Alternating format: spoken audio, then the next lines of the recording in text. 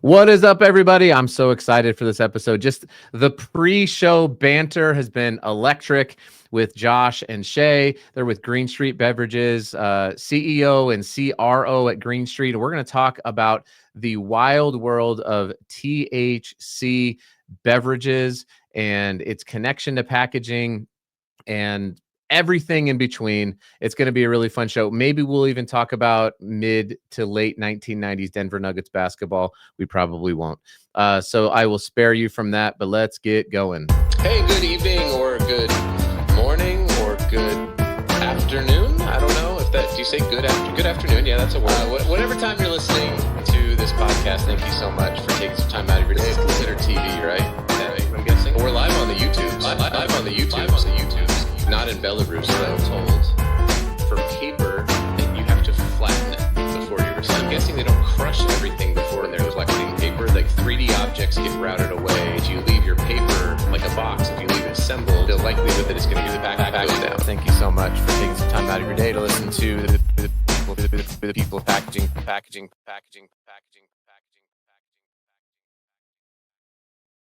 Shea, you are feeling the intro. I was just getting into that vibe. Can we play that back? Yeah. Let's turn it back. Hey, good evening or good. It's getting real. No, it's super fun. I mean, I love getting my family involved and stuff, and so my oldest son put that all together for me. Probably remake it. It always feels like a little bit like I listen to a lot of podcasts, and some people are just like, "Let's get to the intro." It's just like, "Error, people packaging." And that's it. You're just like, we're live. It's like 5 seconds, but I think you should test out having a guest on and doing like a really ominous murder mystery style song as an intro, just so they don't know what they're getting into. Yeah. That would be. I have thought about like true crimes of packaging, where it's just like it was a lonely night in Costco, and on the shelf sat where the product was dying because of the packaging branding. Nobody knew what it was. Nobody knew where to find it. Yeah, because when you think about it, you look at packaging sometimes and you're like, how did this make its way to the shelf? Like, how did it get through all these people? And you're looking at it and you're like, I can't even open this thing. I can't. There's always a last meeting, right? There's always a last meeting where people sit around and they're like, yes, this is final. We have crushed it. And it is interesting to think back on that meeting. Have you guys ever heard that famous story of like the deodorant? It's in packaging. Adam, we're totally off topic already.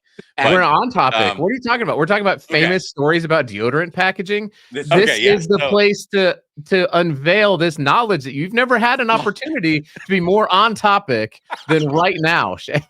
Okay, yeah, fair enough. I tell this story very off topic sometimes.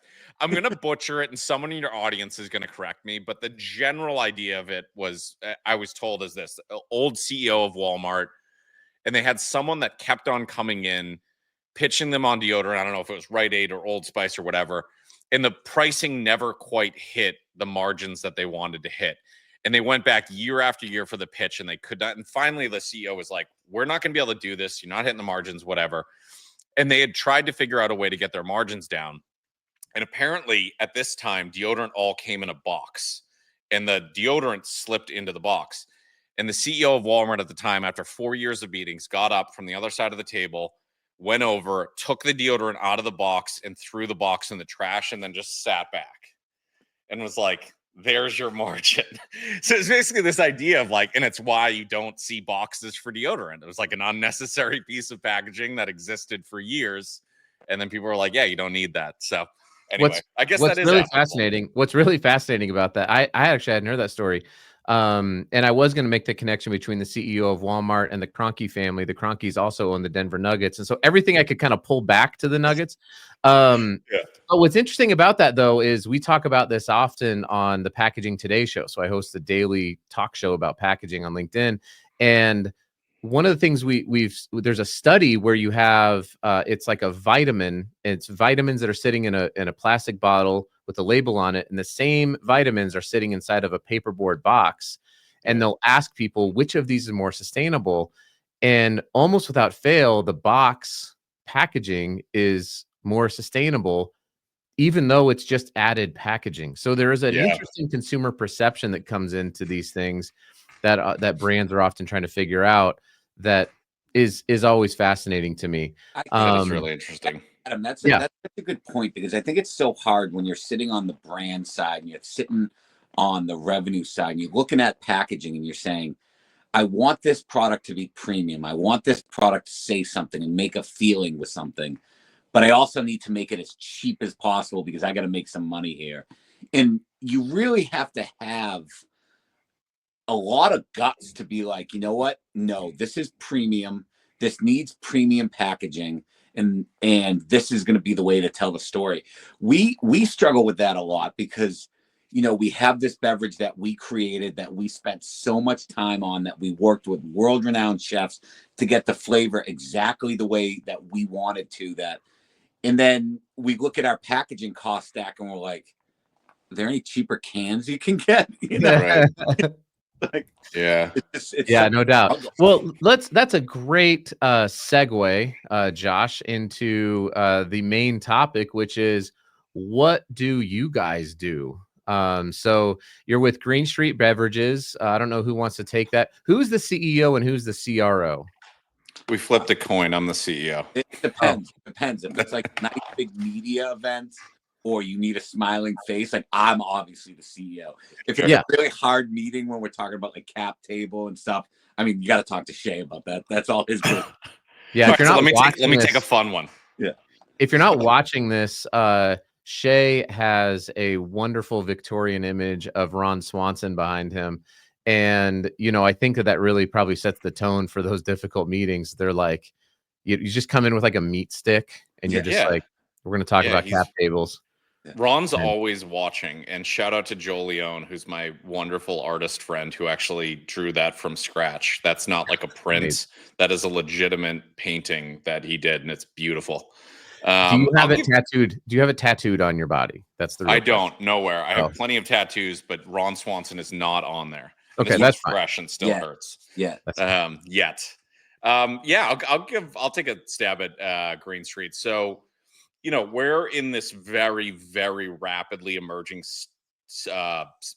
space of hemp-based beverages. So, for the audience benefit, I'm sure there's plenty that are in tune with this, but for those who aren't, because of the 2018 Farm Bill and all the governing laws around THC, we are seeing an emergence of THC beverages under 10 milligrams in traditional retail.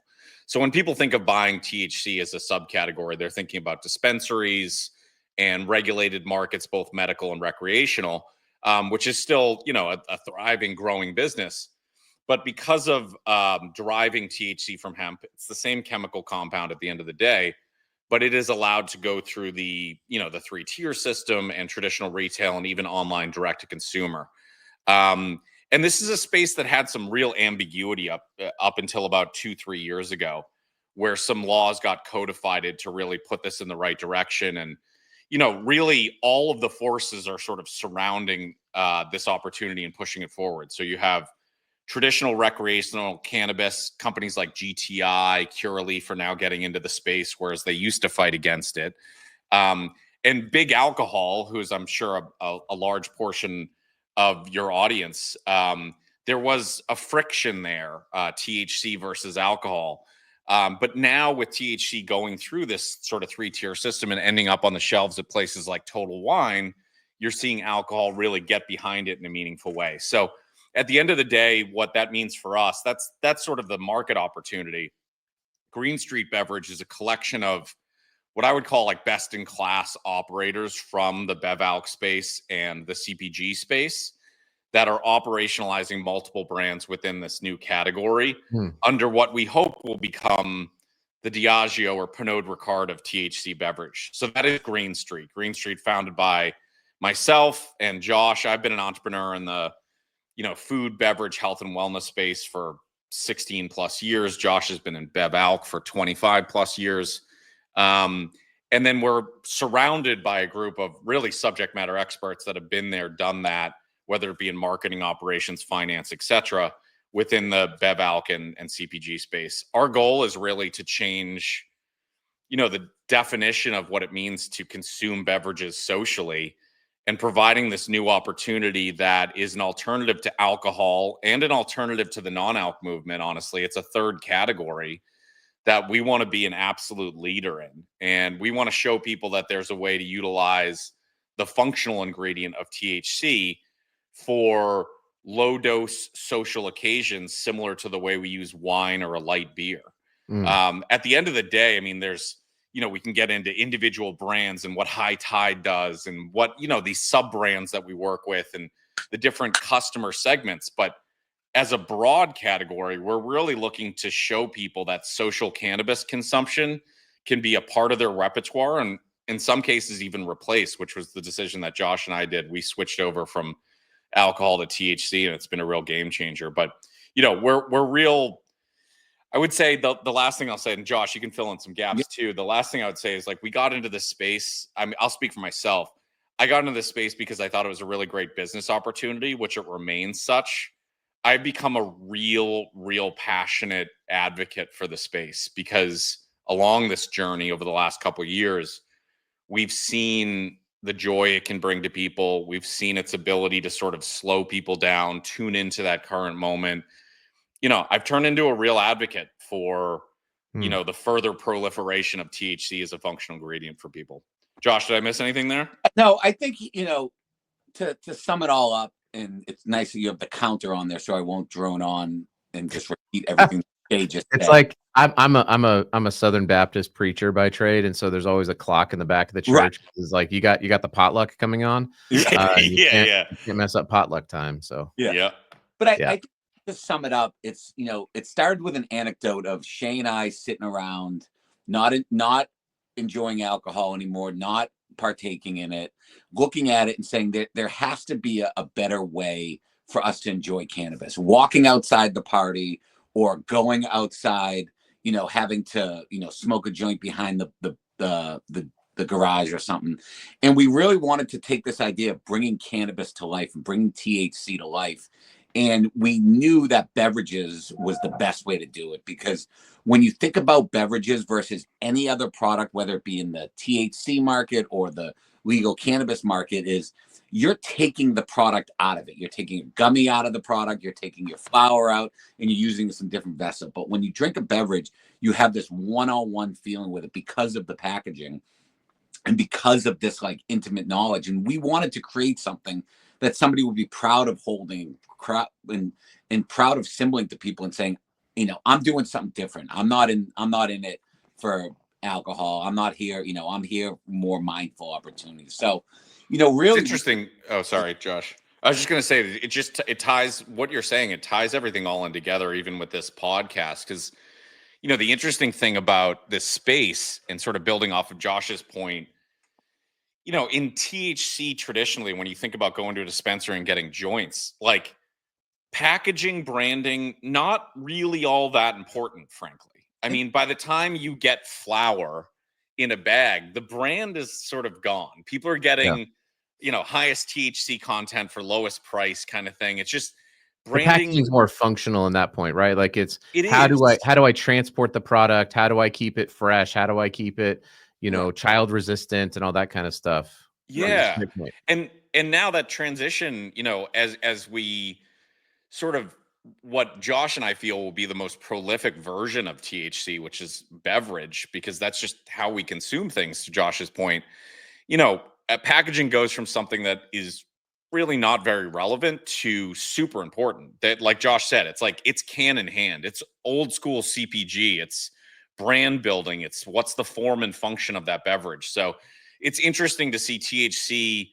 I think because of this proliferation of beverages, you're going to see more of a focus on, the packaging form factor, the branding, all of those things behind it, because they matter a lot more now. That can's going to be in your hand the entire session, Let me ask you guys this question. Okay. So as you're looking to emerge into this space, and you talked about even yourselves changing over from, alcohol to THC infused beverages, most people who are listening to this understand that a brand doesn't just go like buy a facility and then fill up everything themselves and they own their own production. There's usually some sort of contract manufacturer or co-packer involved.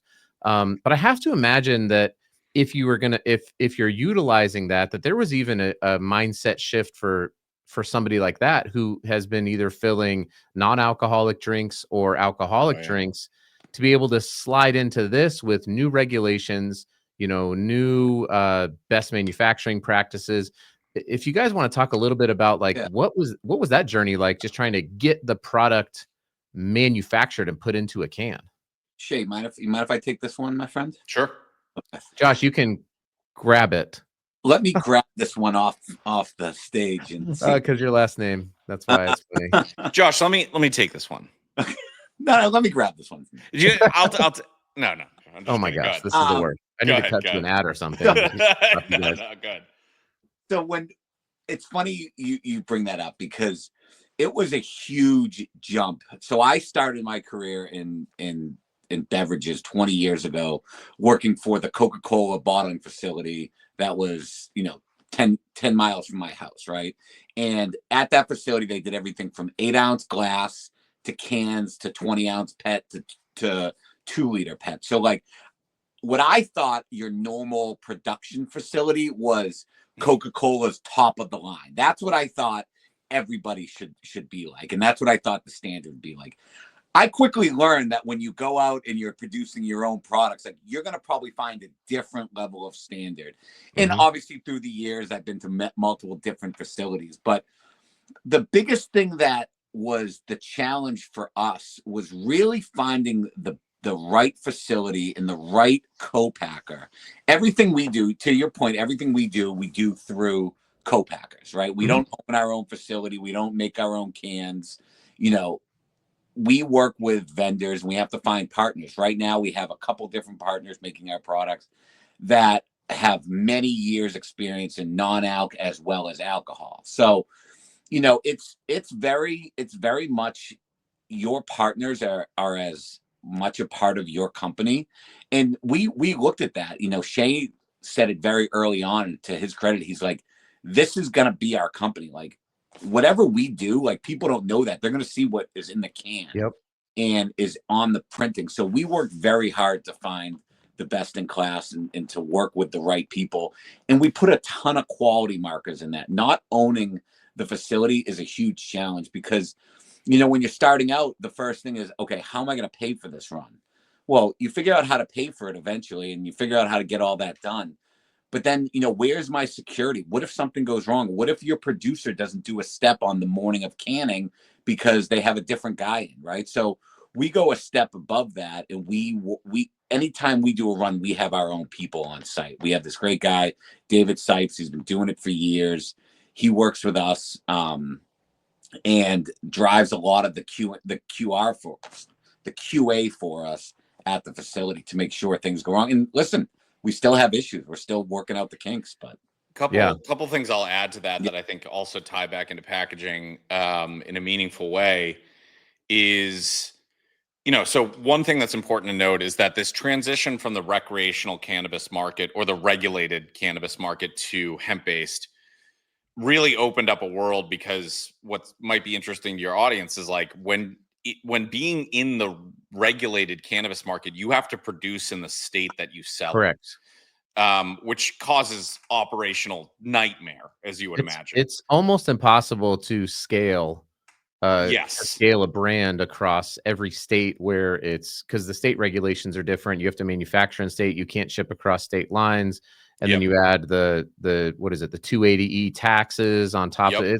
It's a very difficult space to build a nationwide brand and scale. Yeah. And that's even shown in, so like now, as I said, like it's transitioned over to something where you can ship across state borders. But even still with that, I think we're just now approaching levels where companies like ourselves and competitors in the space can start to really buy at legitimate scale. I mean, when you think about it, it's like, it's so new that it's like minimum order quantities, minimum runs. Like you don't see massive co-packers like the one Josh was referring to earlier that are in the space. It's all sort of like micro, but growing quickly.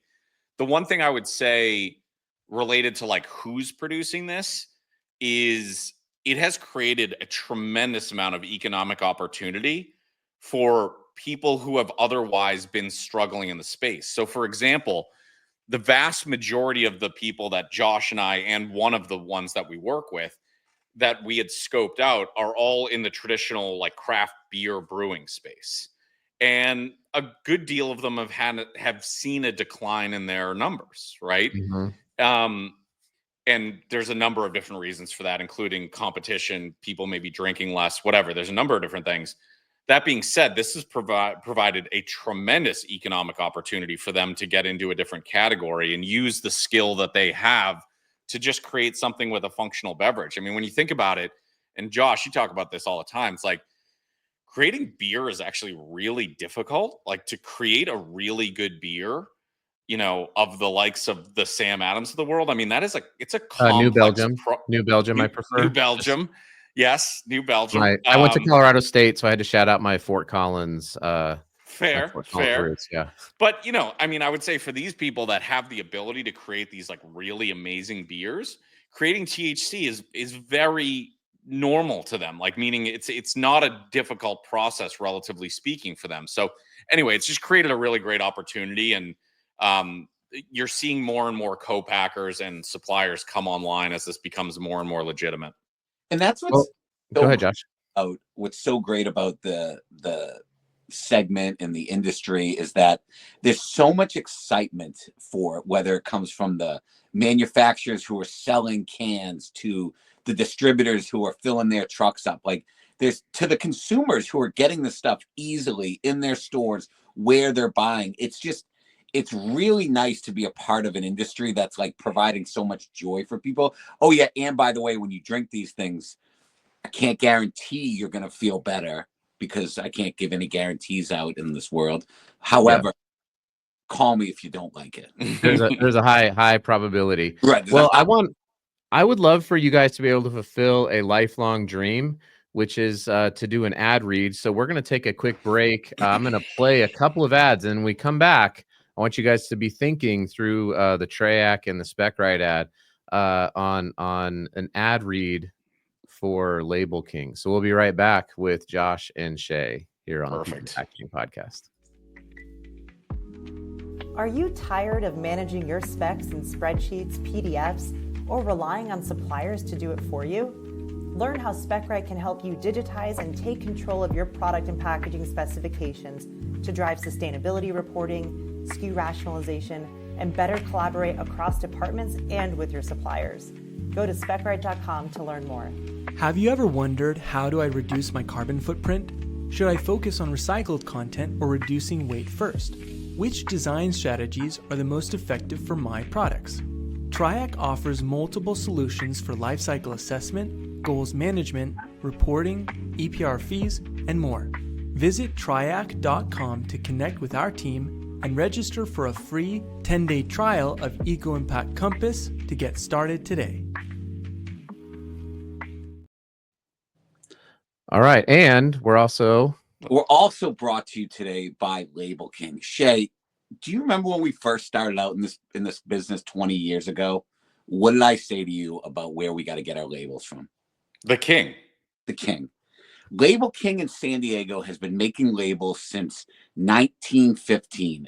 You got to. That is not true. That is not true. I've been buying labels from Rob since I was working for Sam Adams. I mean, Rob makes every label you need. He can get you anything. He's based right there in San Diego. Call him up. If he's not there, most likely he's surfing or buying a new flannel shirt.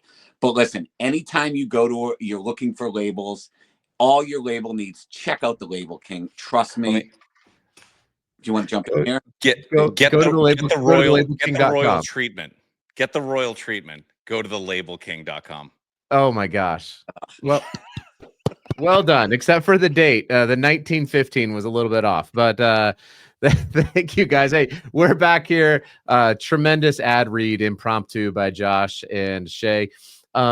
Hey, as we kind of wrap this up, I have one question, and then I want to talk about, like, as this market is growing at the end, like, where do people buy your products, right? Because that's an important thing. But as we're kind of going through this, I'm thinking, the connection to packaging, and actually labels are a great example of this, where I was in Colorado, and when THC cannabis was first legalized for recreational, what did you call it? What type? Regulated market. Regulate Yeah. the regulated market. And there was so much uncertainty around everything. I mean, and so digital printing became a really big deal. You couldn't really, to your point, you couldn't scale up and buy a bunch of stuff because the regulations might change the next month. So there's a lot of over labeling and labeling on cans and shrink sleeves and things like that. Have you seen now with your products that, to your point, you're able to scale up and buy a little bit more like the companies that we used to work for, or is there still a bit of uncertainty in the supply chain because of the market as it's still emerging? I mean, I'll say, Josh, I'll take a first stab at this. Feel free to add in some color commentary. It's certainly much better. So I'll start there, right? The regulatory frameworks when you're going state to state in that market, they're so different that, I mean, it's literally like a new packaging product for each individual state in many cases. For us now, it's gotten a lot better because a lot of the regulations are similar state to state. That being said, there is still, despite the ability to cross state lines and produce centrally, et cetera, there still are state by state regulations that can change. So I'll give an example in places where the laws are codified. In Minnesota, which was like the heartbeat of this movement, and still remains the central focus of this movement, it's the furthest along. You can get up to 10 milligrams in a beverage. So you might see a 3 milligram, a 5 milligram, a 10 milligram, and it caps out there. Now in Connecticut, as an example, caps out at 3 milligrams. There are other states that cap out at 5.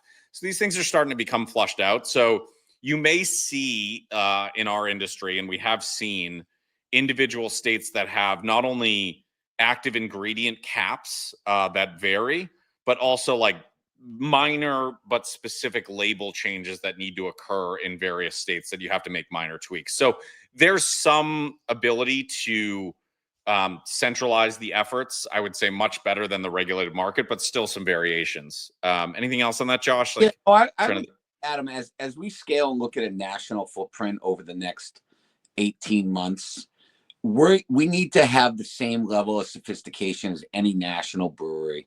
There are differences by state, and it's just you have to live by it. And for example, it's no different than a brewery that sells in Colorado that has a 3-2 package, and then outside of Colorado they don't. So it's just we need to be able to have a very malleable supply chain that can produce things quickly for us on short runs. And that causes a lot of challenge. The biggest milestone we are looking for is to be able to get into litho printed cans. Everybody knows when you go from a digital printed can to a litho printed can, you can save anywhere from 25 to 30 cents. I'm sure it's huge. I'm sure somebody in your network is going to hit me up and be like, "I'll save you 60 cents," which would be great. I'll pay you for the cans. But but you know what I'm saying? Like, those are the type of things that, like, before we can pull the trigger on a 6-week process to build the plates out and do all that to get litho ready to go, like, we need to know that these regulations, to Shea's point, are going to stay the same in Connecticut for the next 6 months, 8 months. So it's a challenge, but it's no different than New Belgium has to deal with, no different than Two Roads deal with when they grew as fast. I think we'd be remiss not to at least briefly touch on the one big packaging thing that was always a hot button topic in our particular neck of the woods, which seems to have solved itself out a little bit. But it's the idea of like leaching of THC products. So one of the things that was going on early in packaging in our space was, you're never going to have a situation where there's a 5 milligram can that turns into 15 milligrams. Like, you can't get more cannabis, but you can get less if some of these THC particles are sticking to the walls of a can. So, this has actually been a real hot button, and it has solved itself. So there have been innovations in sort of like the side walls of the cans and using specific ones. But I know in the early days of beverage for THC, when people were just using whatever can came their way, some of the tested product at the end of the day was actually less than labeled, but seems to have solved itself a bit. And I did a science experiment with my 9-year-old, and I showed him that, you know, the inside of a can has there's a plastic liner on every can, because it should be there, right? It's like it's a condom for the can, basically. Like Yeah, it's yeah, you a need condom. a condom. Hey, I like that. But you know, you've gotta there has to be protect. You can't just have like the metal, you know, just interacting directly with the beverage. It's going to be a disaster. So, so you're saying that, are there specific can liners that are now used Yeah. for THC? Okay, versus alcohol, versus, you know, beer, versus Some of them RTD. overlap. I think, Okay. like, I know it's like Ball Gen 2 is one that people were using. There's a couple in the market now, and they have overlapping purposes, but there are ones that work much better for THC and not having leaching in the THC We than others. we also had there was a big issue very early on in the, not issue, but like hurdle that we had to jump through, and it was around CR lids, so child resistant packaging. And the only real lid, unless you wanted to use a can with fixing another plastic thing on top of it, you had to get this can called an XO lid. And that XO lid cost, you know, 3-4 times. It had more plastic. It was very difficult for consumers. They could never figure it out. I'm trying to think of, I even have an old one kicking around.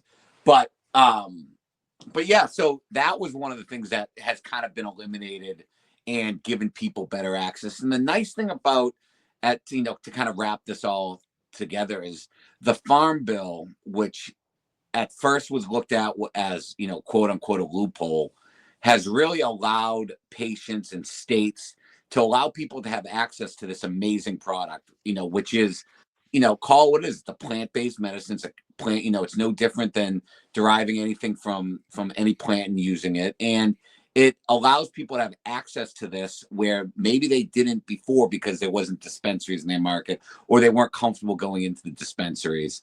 And it's bringing people into this whole new world of THC and cannabis, and it's a great time to be in this market, and it's a lot of fun, and the packaging is fun too. I mean, we spent a lot of time packaging, and I love the brand. I mean, I love being able to see it again. If you're not watching this, it's at least the High Tide brand that I can see is really cool. I love is that a hoodie? Do you have a High Tide hoodie on? this is actually a High AF hoodie I'm wearing. Oh, Our soda line, yeah. It's got high. it. That's in Utah. AF stands for American Fork. That's a town here, so they'll be like, "Oh, how's That's AF actually doing?" That's what ours stands for as well. Oh, you're just like waving hi to the American Fork. It's It's the a American big- Fork cavemen. Big by the target way, in high market of school. us. Yeah. Yeah. I'm sure that Utah has been. You're like, if we're not going to be big in Utah, I don't think we're going to make it. Why bother? Yeah, hang up the cleats. You live in Utah? I do, yeah. So, go ahead. Well, quick Utah question. Of course. Do you go to Swig a lot? No. Oh. I mean, listen, we could have a whole conversation. I am not from Utah. Okay. For our Denver Nuggets conversations, we moved here about 7 years ago. I seek out like cortados and espressos, and so I don't really drink soda. Fair enough. Almost ever, only for no other reason than just I like coffee. I just like how that tastes. But no, I mean, plenty of people do go to the Swigs and the Sodalicious and Roxberries of the world. Yeah. You got Someone shout out to Josh Rosen, who's involved in our venture or has been. Oh yeah, Josh is great. So he turned me on to this beverage that you might be into, and I got it in Chicago. I think it was called an Army, if I remember correctly. But it's espresso, and then it has like matcha tea in it, and it has this super super strong taste. It wouldn't be for everybody, but it comes out like all like cool, like camo looking. Anyway, it was like one of the coolest new beverages I've had over the last couple of years. I will. Josh owes me. I gotta hear about that. Well, All right. So you know, kind of speaking of like all these regulations, we'll kind of wrap this up with like how do people buy? Like, can I live in Utah, for example? Can I just are there certain things that I can and cannot buy from your website? Are there retail locations? Like, how do people go buy this stuff if they want to try it? The vast majority of the states, there's only a few that will block hemp-derived beverages coming in. So for the vast majority of your audience, yourself included, you can actually just go to gsbevs.com. So at gsbevs.com, it houses all of our brands. So if you want to try a soda, or you want to try a mocktail, all infused with that goodness plant-based medicine. So that's at gsbevs.com. So you can ship it online directly to your house. And then we're also rolling out into traditional liquor retail for the most part, liquor stores, convenience stores, grocery as well being added to the mix. So we're launched in 4 states right now with 16 lined up to launch over the coming year. Yeah. So if you're sitting in South Dakota, Minnesota, Wisconsin, North Carolina, South Carolina, Georgia, and Tennessee, next week you'll be able to get our delicious products at any major retailer. Well, they may it sounds like by the time the podcast comes out, because you'll probably be able to go get it, right? So as of we're recording this, what is today? February 25th. So you're saying March 1st? All those states will be live and we'll be rolling. And we're going to continue to add states. We're going to continue to come to Florida. And listen, we want to hear from you. If you like what we're doing, if you like what you're seeing, if you don't like what we're doing, talk to Shea. If you like what we're doing, talk to me. But no, I mean, we're really excited. We love this industry. We love what we're doing, and we hope people like it too. Yeah, I'm just live clicking through your website here. So we've got perfect. We've got all sorts of good things. This is gsbevs.com. You can just click the link in the show notes if you want to go check this out. Looks like we got some beverages here. We've got some gummies. Boy, we'll have to have you guys come on once all of the EPR laws start to stick in states like Oregon and Minnesota and California. And I want to hear about what your take is on packaging taxes as they may start trickling their way into the functional beverage industry. Adam, a quick question before what is your favorite type of packaging? This is gonna sound like a cop-out, but it's none. I really appreciate when brands like obviously packaging is necessary. You have to have it. It's a necessary evil. I'm like, we make trash basically, like it becomes problematic, but you have to have it because we can't teleport things from the end of a production line directly into someone's kitchen yet. I mean, we tried it with Willy Wonka and the Chocolate Factory and Mike TV. So the technology is there.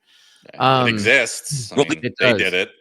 But I like the kind of niche, excuse me, the niche shops where there's no packaging. So you just bring your own, you bring your own stuff, you bring your own glass container, whatever it is, you fill it up, you pay by the pound. Shop or what are they called? Not a flea market. What am I thinking? Just go to like your local market. So the really like smaller niche kind of stuff where you don't need packaging, I think is not scalable. It's not, but it's my favorite. In terms of larger scale packaging, I just always default to what is the best thing to protect the product, because at the end of the day, packaging, that's why I love the question about the liner on the can. At the end of the day, there's nothing sustainable about throwing away good products, whether it's food, whether it's beverages, whether it's something damaged in shipping. And so that's going to be a various different amount, whether it's plastics, metals, papers, whatever it is.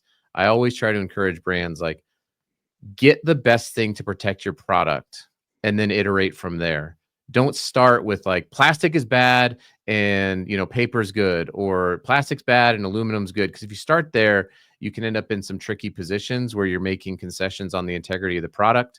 And so I just encourage people to be material agnostic and and make a good decision. But I don't Makes get sense. asked many questions on this podcast, Josh, so I really appreciate you jumping in there. No problem. I got a bunch more if you want to talk about sustainability, but we can save that for another episode. Why don't I come on your podcast, which will apparently be relaunching here at some point? We can talk For about sure. it together. But this has been an awesome conversation. We're at 40 minutes.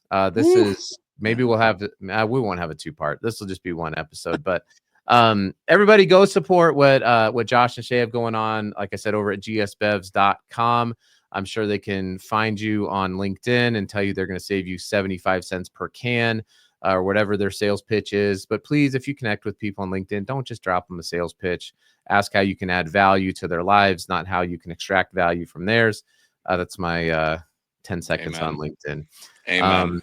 Well, guys, thank you so much. This has been great. Hang on after we end the recording. Awesome. Thank you, Adam. Thank you, Adam. Thanks, guys.